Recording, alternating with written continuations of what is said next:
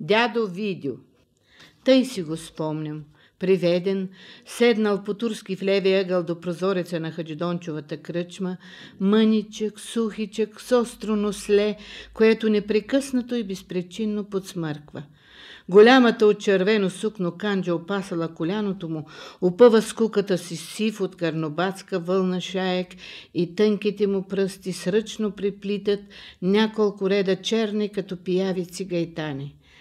Пред него на трикрако столче малката газена лампа, ножицата и парче восък, а отстрани натрупани шаяци, до тях метър, гранчета конци, една пахарка с лъжица и вътре парче сух комат. Всичкото място, което заемаше в работилницата му, беше колкото да простреше една нова антерия.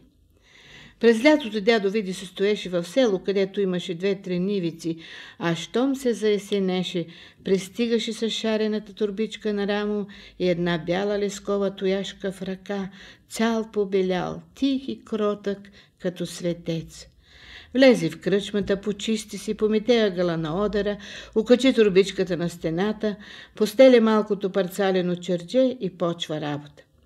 Като се научи, че е дошъл, занижат се селени съби под мишница, помъкнали шаяци, един поръчва калцуни с парченца, друг с капаци, трети лапчуни, терлици, долами, потури. Един иска потурите му да са опънати отзад, други иска бурмали и джубови с 3 ката гайтани и честа плетеница, а Хаджидончо пък ще му поръча сукнена салтамарка с тиризи под мишниците и тежък колчак на лактите. Разгъва дядо Видю топовете плат, отмерва, бележи със сапунчето, реже с голямата ножица и трупа скроеното, че като забие нос и почне да шие, земята да се продъни, не дига очи нагоре и думица не продумва. Само очичките му примигват през стъклата и тънкото му носле все тъй безпричинно подсмърква при всеки бод и често и ритмично като часовник. Такъв си беше стареца, мълчалив и работлив. Не, че не чуваше глъчката наоколо, не, че не знаеше какво да приказва, но с кого, на кого? На Спаш Тенгата ли, който от тъмно до тъмно е пиян? На Люля бабин Гинин ли, който не знае да си обуе цървулите и да се прекръсти по-християнски? Или на Динка свинаря? Какво има да говори с тях? Умните и работни хора седат ли цял ден из кръчмите? Много знае тази стара бяла глава и много е видяла и патила, но за приказка ли е дошъл той тук в той работно време? Едно време, на младини, в Цари град е учил занаята, за комитета пари е събирал и на бал капан с дяда Паничко в една паница по пара са яли, ама сега няма време за друго. И пазарлък не правеше с селените старецът. От толкова години шие тук през есента и зимата и всеки знае цената. Гайтани си купува от докяна и дорде се работи поръченото, селените трябва да му носят ядене. Чурбица ли ще е, фасулиц ли ще е или парче сиренци ще е, те си знаят, че каквото му занесат, все ще е доволен. Почне да шие потури, да речем, и стопанинът го попита кога ще са готови, без да дигне глава, дядо Види ще рече само в четвъртък. И повече нищо. Какво има за приказване? Той си знае, че 2 дни ще му носи ядене и толкова.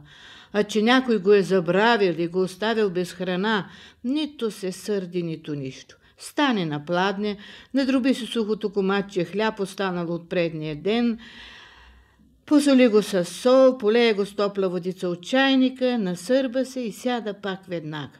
Ама докяна бил пълен с хора, че се карали или биели, че Спаш Тенгата играл ръченица, а мутата надувал гайдата. Понякога само ще поизвие глава, ще погледне над очелата, челото му се сбръчка на ситни бръчици, но след му ще заподсмърча често и пак се наведе над работата си. Какви лудории не са се вършили в кръчмата, какви песни, игри, скандали, а дядо Видю си шие.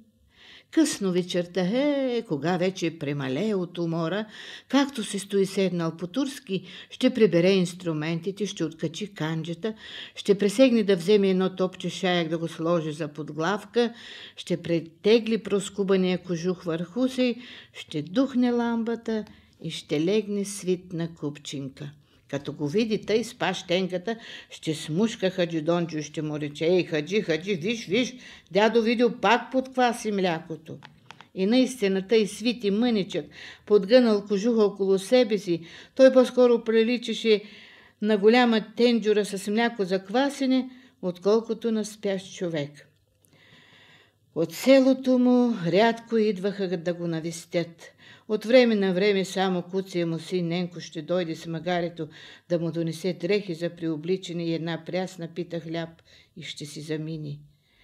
5 деца имаше старецът, все болни и недъгави, и всички очакваха от сухите му 2 ръце. От никого помощ нямаше и затова не му беше нито до приказка, нито до веселби. Нужди и черни грижи бяха притиснали бедния му дом и не му даваха време глава да подигне и да отдъхне. Миналата зима, срещу Иванов ден, старецът нещо се разболя и цял ден стоя тъй на купчинка под кожуха. Хаджи Дончо го попита какво му е, но той пак отвори очи и само тихо изпъшка. Хаджията му сипа липов чай, поднесе му го, но той сръбна веднъж-дваш само и пак се зави през глава и така прекара цялата нощ. На другия ден, още не свършила литургията, кръчмата почна да се пълни с селени. Беше храмовия празник на селото, та бяха дошли много хора от околните села. Започнаха да черпят ивановците, разпуснаха се гостите, пияха, разливаха, крещяха, викаха и него даже не го забелязваха. Това продължи през целия ден. Вечерта кръчмата подлудя. Писнаха гайди, надуй брям зурлата, задумкаха тъпани, хора, ръченици, крясък до небето.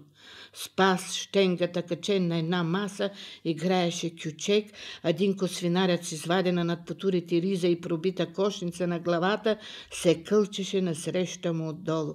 Хаджи Дончо, който също беше му попрехвърлил и беше съвсем забравил болния дядо Видю, грабна големия пръстен грундил, дето събираше 7 стари оки вино, изтича до зимника, напълни го и като се върна, дигна го над главата си, извика колкото му глас държи още от вратата: бра, това е пък от мене.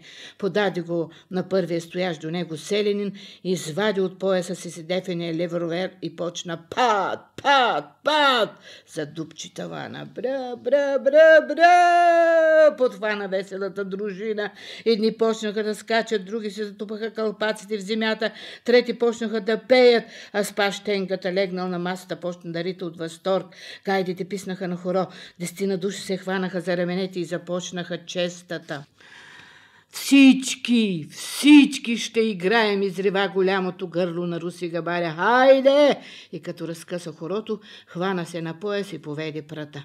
Налепиха се останалите и се закърши едно пияно хоро за чудо.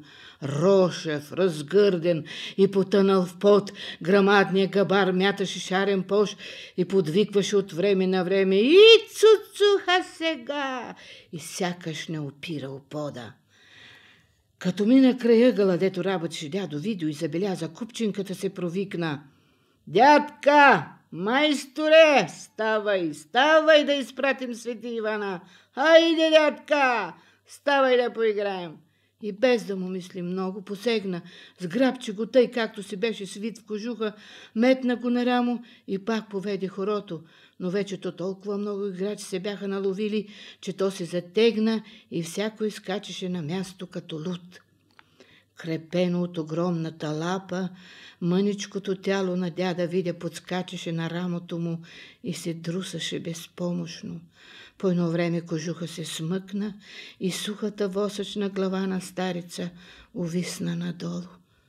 Бре, Габар, обади се някой, болен е човека, бе. Остави го да си лежи, не се подигравай със староста. Габарят се пусна, пресегна с другата ръка, свали го от рамото си и като го прегърна като малко дете, го понесе към леглото му. Когато го положи на малкото парцалено черче, дядо Видо беше вече изтъхнал.